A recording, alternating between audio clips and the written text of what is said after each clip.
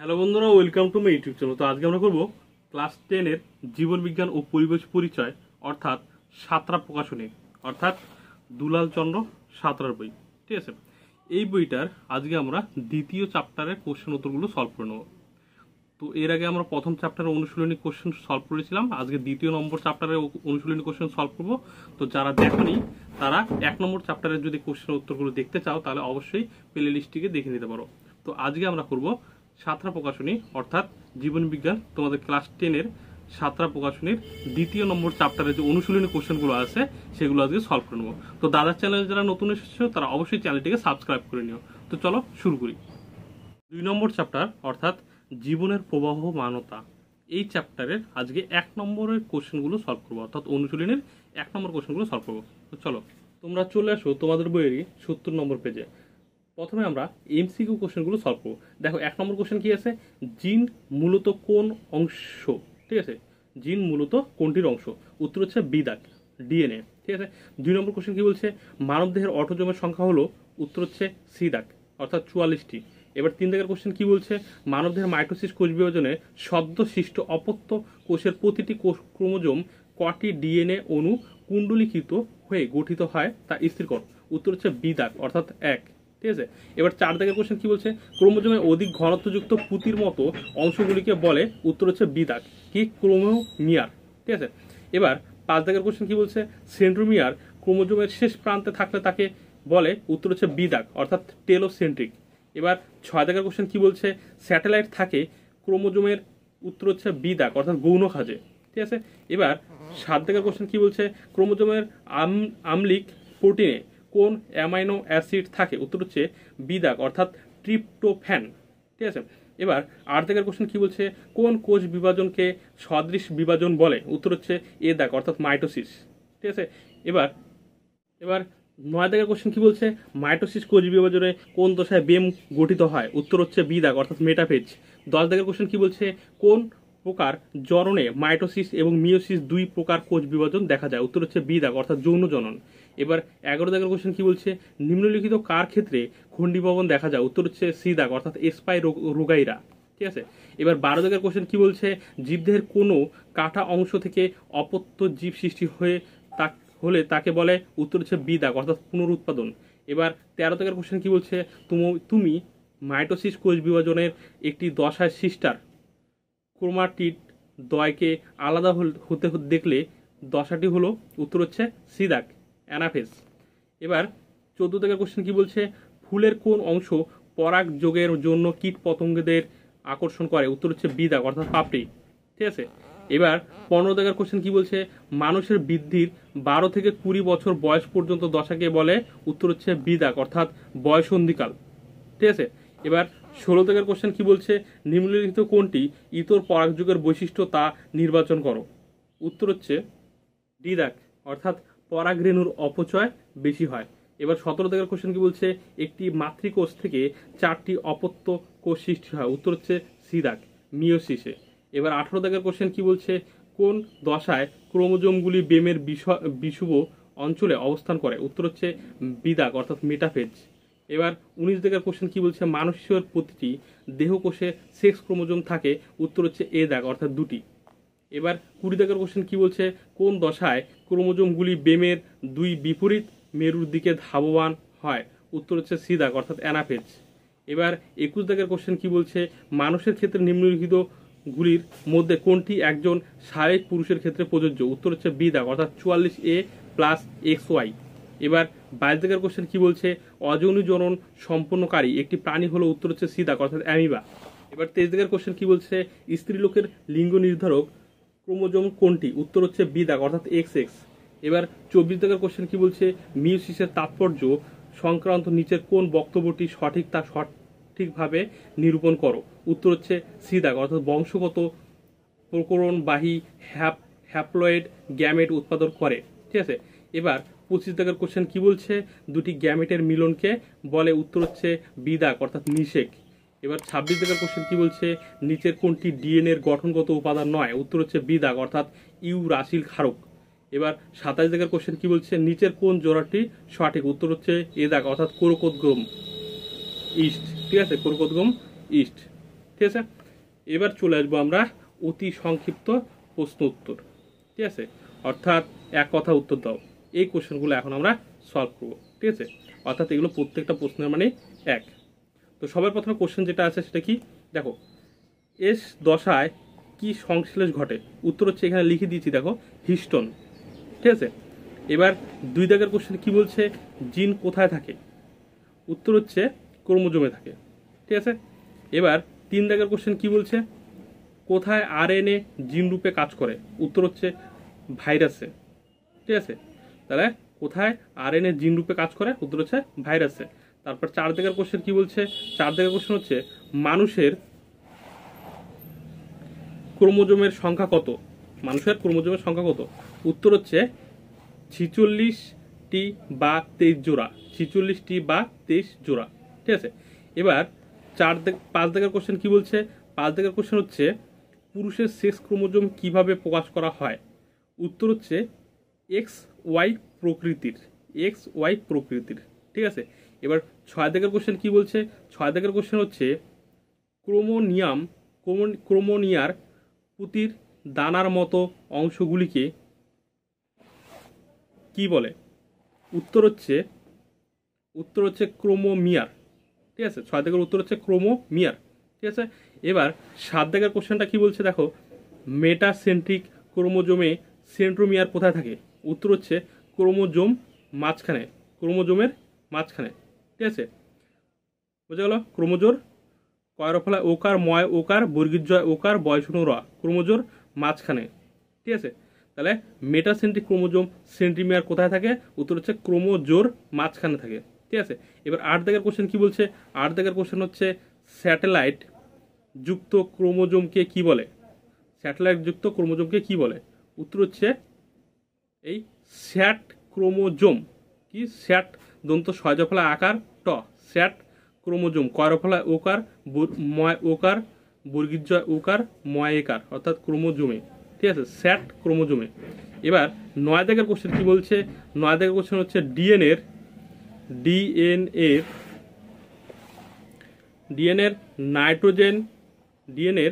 Nitrogen base দুটি কি কি? ঠিক আছে। তাহলে 9 দাগের কোশ্চেন কি, ডিএনএর নাইট্রোজেন বেস কি কি? উত্তর হচ্ছে পিউরিন ও পিরিমিডিন, পয়রস্যি রস্যু পিউ বয়সনরা রশ্মি ন রিন, পিউরিন ও পিরি পয়রস্যি বয়সনরা রশ্মি পিরি ময়রস্যি পিরিমি ডয়রস্যি দন্ত ন, পিরিমিডিন, ঠিক আছে। তাহলে পিউরিন ও পিরিমিডিন, ঠিক আছে। আমি বানানগুলো এই কারণে বলে দিচ্ছি যাতে তোমাদের বুঝতে সুবিধা হয়। এবার চলে আসবো 10 দাগের কোশ্চেন। দেখো, 10 দাগের কোশ্চেন কি বলছে, প্রাণীকোষে কোন অঙ্গাণু কোষ বিভাজনকালে বেম গঠন করে? ঠিক আছে, প্রাণীকোষে কোন অঙ্গাণু কোষ বিভাজনকালে বেম গঠন করে? উত্তর হচ্ছে সেন্ট্রিওল, দন্ত ছয় একার দন্ত 9 টয় রফলায় রশ্মি ও ল, ঠিক আছে, সেন্ট্রিওল। এবার 11 দাগের কোশ্চেন কি বলছে, 11 দাগের কোশ্চেন হচ্ছে ভ্রূণের পরিস্ফুটন কালে কি ধরনের কোষ বিভাজন দেখা যায়? ঠিক আছে, কি ধরনের কোষ বিভাজন দেখা যায়? তাহলে কি বললাম কোশ্চেনটা? 11 নম্বর কোশ্চেন হচ্ছে ভ্রূণের পরিস্ফুটনকালে কি ধরনের কোষ বিভাজন দেখা যায়? উত্তর হচ্ছে মাইটোসিস, ঠিক আছে, উত্তর হচ্ছে মাইটোসিস, অর্থাৎ 11 দাগের কোশ্চেন উত্তর হচ্ছে মাইটোসিস, ঠিক আছে। এবার 12 দাগের কোশ্চেন কি বলছে, 12 দাগের কোশ্চেন হচ্ছে একটি মাতৃকোষ থেকে 4টি অপত্য কোষ সৃষ্টি হয় কোন প্রকার কোষ বিভাজনে? ঠিক আছে, কোন প্রকার কোষ বিভাজনে? উত্তর হচ্ছে মিওসিস, ঠিক আছে। 12 দাগের কোশ্চেন উত্তর হচ্ছে মিওসিস, ঠিক আছে। এবার 13 দাগের কোশ্চেন কি বলছে, দেখো, 13 দাগের কোশ্চেন হচ্ছে ক্রোমোজোমের ক্রোমাটিন দ্বয় পরস্পর কোথায় সংলগ্ন থাকে? ঠিক আছে, উত্তর হচ্ছে সেন্ট্রিমিয়ার অঞ্চলে, সেন্ট্রোমিয়ার অঞ্চলে, দন্ত ছয় একার দন্ত 9 টয় রফলায় ওকার সেন্ট্রো ময়রস্যি অন্তস্থীয় আকার বয়সনর মিয়ার অঞ্চলে, ঠিক আছে। এবার 14 দাগের কোশ্চেন, 14 দাগের কোশ্চেন কি বলছে, দেখো, কোষ বিভাজনের কোন দশায় নিউক্লিয়াসের বিলুপ্তি? কোষ বিভাজনের কোন দশায় নিউক্লিয়াসের বিলুপ্তি ঘটে? ঠিক আছে, উত্তর হচ্ছে মেটাফেজ দশায়। ঠিক আছে, তাহলে কি কোষ বিভাজনে কোন দশায় নিউক্লিয়াসের বিলুপ্তি ঘটে? উত্তর হচ্ছে মেটাফেজে। ঠিক আছে, এবার পরের কোশ্চেন অর্থাৎ 15 দাগের কোশ্চেন। 15 দাগের কোশ্চেন কি বলছে?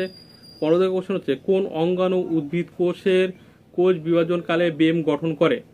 ঠিক আছে, উত্তর হচ্ছে মাইক্রোটিউবিউল। মাইক্রোটিউবিউল।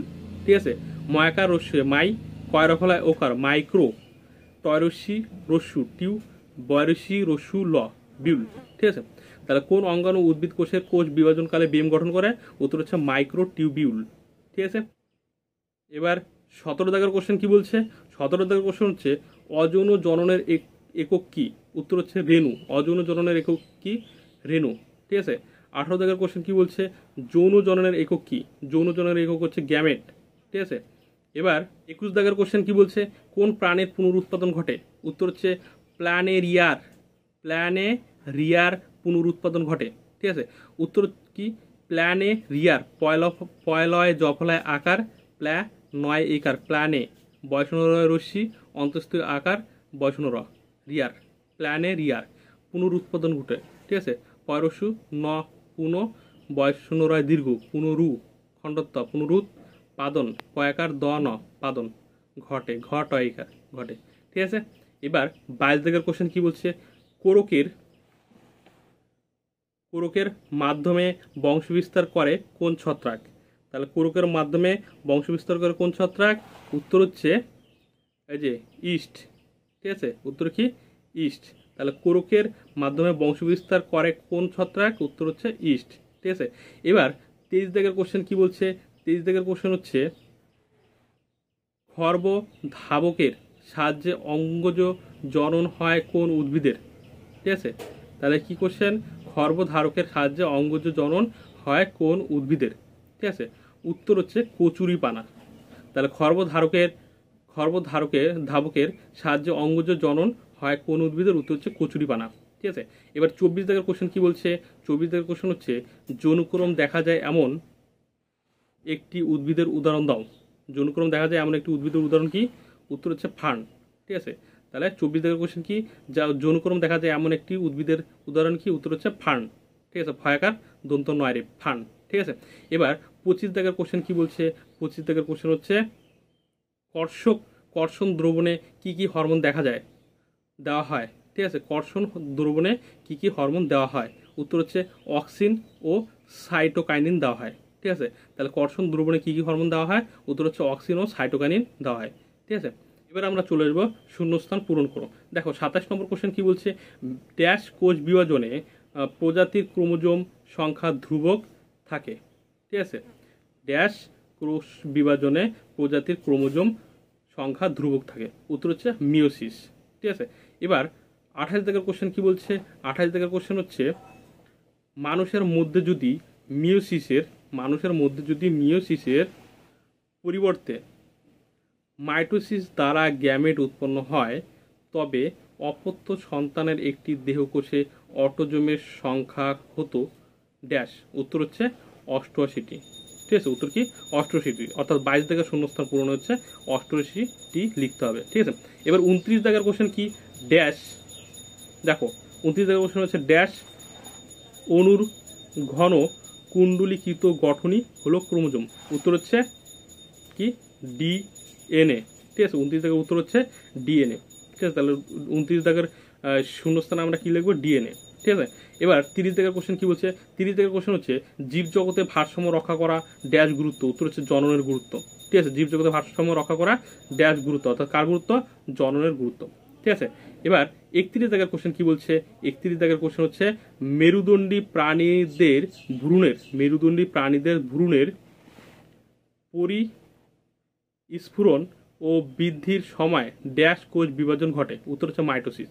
ঠিক আছে, তাহলে মেরুদণ্ডী প্রাণীদের ভ্রূণের পরিস্ফুটন ও বৃদ্ধির সময় ড্যাশ কোষ বিভাজন ঘটে। উত্তর হচ্ছে মাইটোসিস। তাহলে 31 নম্বর উত্তরটা কি হবে? মাইটোসিস। ঠিক আছে, এবার 32 নম্বর কোশ্চেন কি বলছে? 32 নম্বর কোশ্চেন হচ্ছে দেখো অ্যাডেনিন একটি ড্যাশ জাতীয় নাইট্রোজেনযুক্ত ক্ষারক। অ্যাডেনিন একটি ড্যাশ জাতীয় নাইট্রোজেনযুক্ত ক্ষারক। উত্তর হচ্ছে পিউরিন। পয়রসি বয়সনুর পিউ না পয়রসি রস্যু পিউ বয়সনুরয় রশ্মি ন ঋণ, পিউরিন। ঠিক আছে, এবার চলে আসবো আমরা সত্য মিথ্যা নির্বাচন করার জন্য।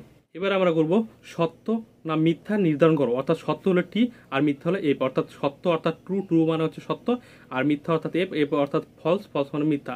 ঠিক আছে, সেটা নির্বাচন করতে হবে। ঠিক আছে, দেখো 33 নম্বর কোশ্চেন কি বলছে, মাইটোসিস কোষ বিভাজনে ক্রসিং ওভার ঘটে, উত্তর হচ্ছে মিথ্যা। ঠিক আছে, মাইটোসিস কোষ বিভাজনে ক্রসিং ওভার ঘটে, উত্তর হচ্ছে মিথ্যা। ঠিক আছে, এবার 34 নম্বর কোশ্চেন কি বলছে, 34 নম্বর কোশ্চেন হচ্ছে হাইড্রার ক্রোকোদ্গমের সাহায্যে জনন সম্পন্ন হয়। ঠিক আছে, উত্তর হচ্ছে সত্য। ঠিক আছে, উত্তর কি সত্য। এবার 35 নম্বর কোশ্চেন কি বলছে, গ্রাফটিং এক ধরনের অঙ্গজ জনন, উত্তর হচ্ছে সত্য। গ্রাফটিং এক ধরনের অঙ্গজ জনন। ঠিক আছে, গ্রাফটিং এক ধরনের অঙ্গজ জনন, উত্তর হচ্ছে সত্য। এবার 36 নম্বর কোশ্চেন কি বলছে, 36 নম্বর কোশ্চেন হচ্ছে ডিম্বাণু শুধুমাত্র মাইটোসিসের ফলে উৎপন্ন হয়, উত্তর হচ্ছে মিথ্যা। ঠিক আছে, ডিম্বাণু শুধুমাত্র মাইটোসিসের ফলে উৎপন্ন হয়, উত্তর হচ্ছে মিথ্যা। এবার 37 থেকে কোশ্চেন কি বলছে, ডিএনএতে অ্যাডেনিন হাইড্রোজেন বন্ধনী দিয়ে গুণানির সঙ্গে যুক্ত থাকে। ঠিক আছে, উত্তর হচ্ছে মিথ্যা। ঠিক আছে, উত্তর কি মিথ্যা, অর্থাৎ 37 নম্বর কোশ্চেনের উত্তর হচ্ছে মিথ্যা। ঠিক আছে, এবার 38 নম্বর কোশ্চেন কি বলছে, 38 নম্বর কোশ্চেন হচ্ছে সপুষ্পক উদ্ভিদের স্ত্রী স্তবক রোমশ ও আঠালো গর্ভদণ্ডের সাহায্যে পরাগ রেণু সংগ্রহ করে, উত্তর হচ্ছে সত্য। উত্তর কি সত্য। ঠিক আছে, এবার আমরা সলভ করব ডি দাগ, অর্থাৎ বাম ও ডান স্তম্ভ মেলাও। ঠিক আছে, দেখো 1 নম্বর কি আছে, বাম স্তম্ভে জনুক্রম দেখা যায়। ঠিক আছে, তো জনুক্রমের সঙ্গে এই সি দাগ অর্থাৎ ফান গাছে, জনুক্রম কোন গাছে দেখা যায়, ফান গাছে। ঠিক আছে, অর্থাৎ 1 সঙ্গে সি দাগ। ঠিক আছে, এবার 2 দাগ কি বলছে, বেমে বিষুব অঞ্চলে ক্রোমোজোমগুলি অবস্থান করে, উত্তর হচ্ছে ডি দাগ, কি মেটাফেজ দশায়। ঠিক আছে, তাহলে 2 দাগের সঙ্গে হচ্ছে ডি দাগ। ঠিক আছে, এবার 3 দাগ কি খর্বধাবক দেখা যায়, উত্তর হচ্ছে কি এই বি দাগ, অর্থাৎ কচুরিপানায়। তাহলে খর্বধাবক দেখা যায় কিসে, বি দাগ, অর্থাৎ কচুরিপানায় দেখা যায়। ঠিক আছে, 4 দাগ কি বলছে, জীবের শুষ্ক ওজন বেড়ে যাওয়াকে কি বলে, উত্তর হচ্ছে বৃদ্ধি বলে। ঠিক আছে, অর্থাৎ এ দাগ। ঠিক আছে, তাহলে কি বললাম, 1 সঙ্গে হচ্ছে সি দাগ, 2 সঙ্গে হচ্ছে এই ডি দাগ, আর 3 সঙ্গে হচ্ছে বি দাগ, 4 সঙ্গে হচ্ছে এ দাগ। ঠিক আছে, তো এই ছিল আজকের পার্ট। তো ভিডিওটা ভালো লাগলে অবশ্যই লাইক, কমেন্ট এবং শেয়ার করে দিও। আর দাদার চ্যানেলে যারা নতুন এসেছে তারা অবশ্যই চ্যানেলটিকে সাবস্ক্রাইব করে নিও।